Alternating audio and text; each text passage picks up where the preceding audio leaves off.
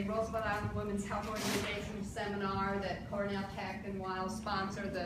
The next one is this Wednesday at 6:30, same in here in this room. And the topic this week is nutrition. Also, Diane Levitt wanted me to remind you that the Let's Code Roosevelt Island Day is this Friday from 9:30 to 11, maybe 11:30. It's where 70 of our students will have volunteered to mentor, PSIS 217 students.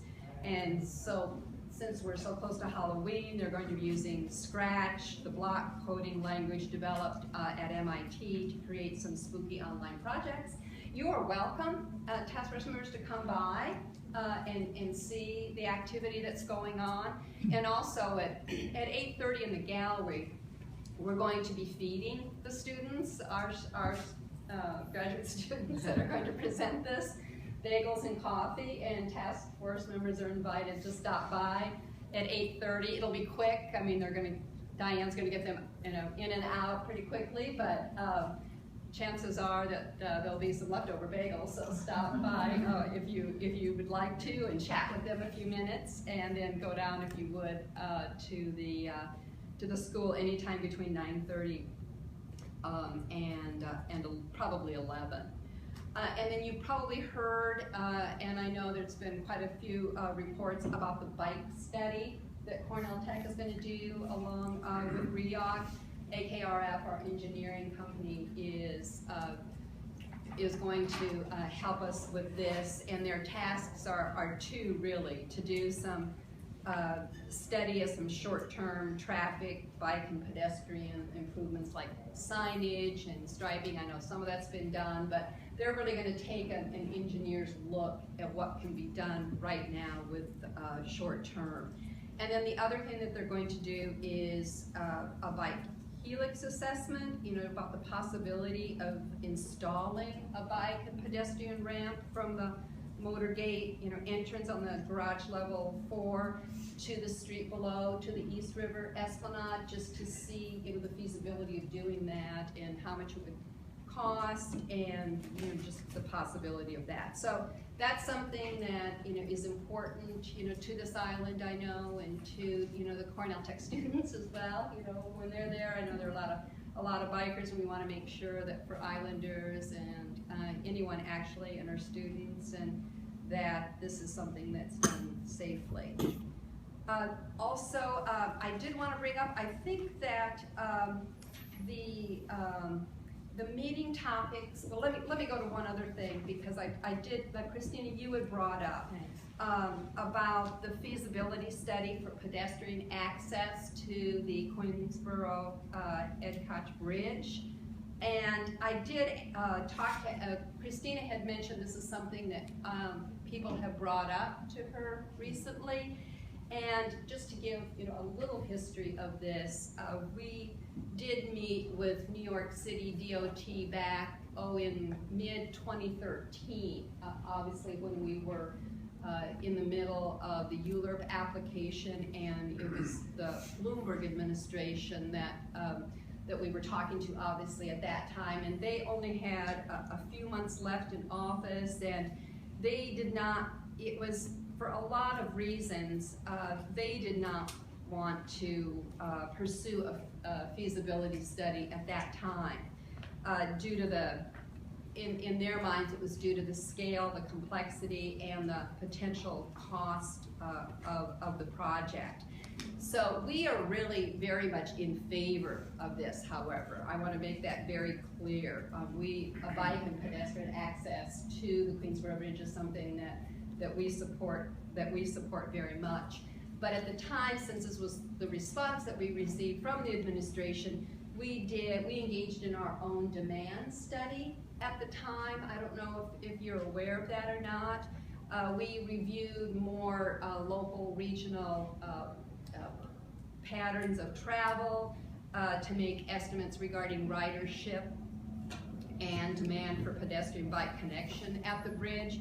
And we would be happy to share that with you if anybody if anybody is interested in that. It is a report that we will definitely make available. And if there's a strong constituency, you know, on the island, we could work with you somehow, REACT, to approach the city on this issue.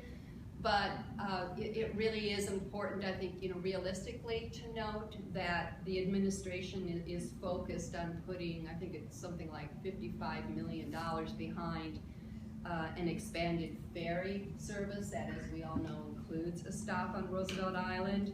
And so we would love this idea, and we'd love to pursue it, but it probably is a long shot in some respects with, you know, with the current administration, although, you know, never say never, and we're open to all sorts of different ways of approaching it. So I would, you know, if people want to discuss that now, that would be fine. I mean, I just want to tag on to that and say timing is everything, right? So this is an exciting time in New York City's history. They're really into healthy cities and clean cities, and different modes of transportation like biking and walking are more popular than ever. And then from an Office of Emergency Management perspective, there's nothing better than multiple ways to get people in big crowds on and off areas where you know, thousands reside and or may need to use for other purposes. So I have heard a lot since ULURP, actually. People have been interested in it, and many of the elected officials from that time were interested.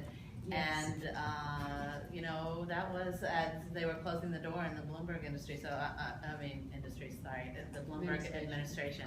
So they were, you know,